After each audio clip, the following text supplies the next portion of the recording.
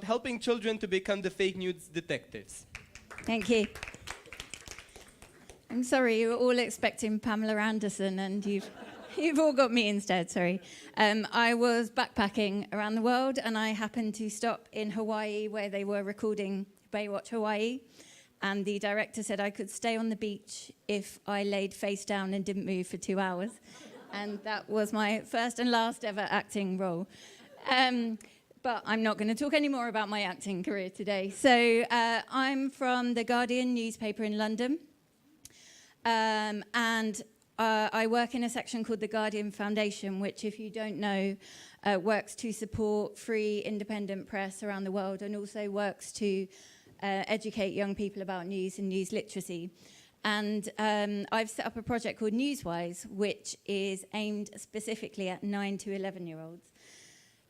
Sherry mentioned already that we have to start young with children. I would say that 9 to 11 is probably still too late. And in the future, we hope to work with even younger children in primary schools. So we are a partnership between the Guardian Foundation, the National Literacy Trust, PSHE Association, which in the UK is Personal, Social, Health and Economic Education.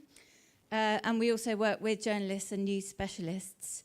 We cover 3 themes on Newswise. So what news is for, what it does, what it is, what it does for a society. Secondly, navigating the news. So not just fake news, disinformation, but also recognizing bias, recognizing the difference between opinion and factual journalism, recognizing rumor and different points of view. And then we empower all of the children we work with to create their own news reports in their own words about stories that matter to them. And we encourage their teachers and schools and parents to give them a platform for their news so that they're writing for a real purpose. I should say as well that we're funded by Google for Year 1, the Tides Foundation, and hopefully beyond Year 1 as well. So obviously, we all know that fake news is really important. It's a really big issue. I don't know if anyone's aware of a small thing happening in the UK called Brexit at the moment. Fake news for us in the UK isn't just online in papers, it's on the side of buses. This is a bus from the Brexit referendum campaign, and disinformation is responsible, in part, I would say, for the mess we're in today. So it's not a laughing matter. But for children, it has to feel fun. It has to feel authentic. It has to feel relevant to their lives. So when we set up Newswise, we had to work out how we could make it feel fun without making it feel lighthearted, make it feel important without making it feel that it was just a game. So I'm going to go through some of the ways, very briefly, that we've tried to do that so far, and happy to hear from anyone later on if you've got other ideas. So firstly, authenticity. All of the children we work with are trainee journalists. Their classroom becomes a newsroom.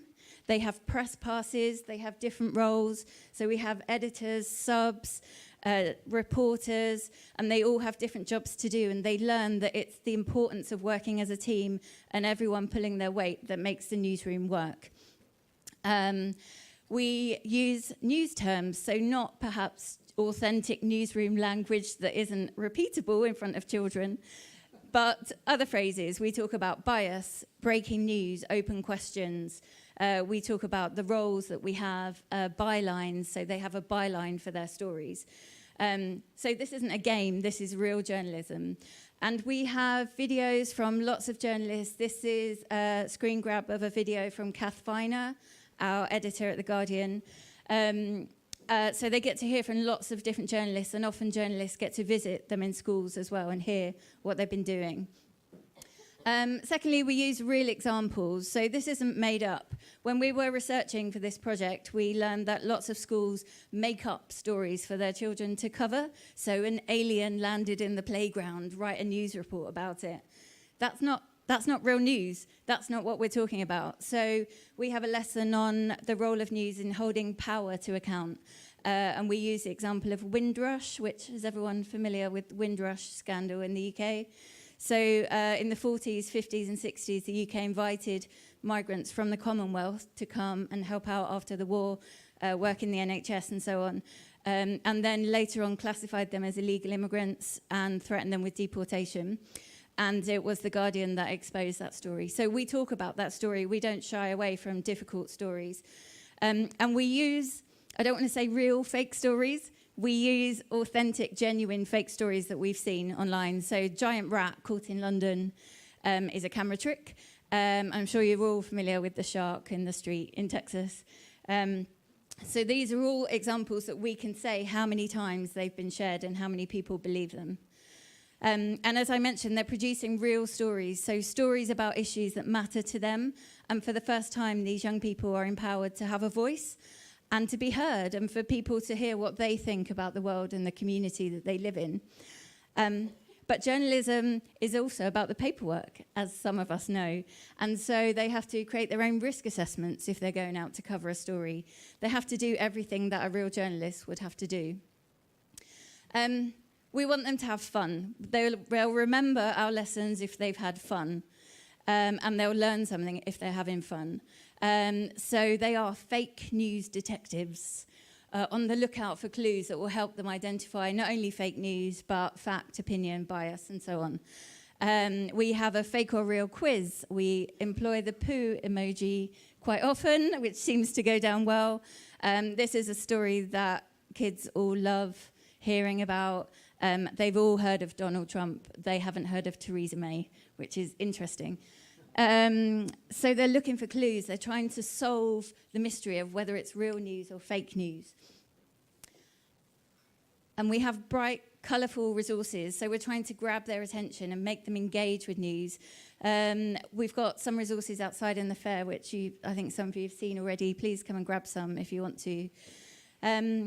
But lastly, we want to be relevant. We want to make sure that news is something that young people are enjoying, they're engaging in, they want to engage more in, they want to hear more about.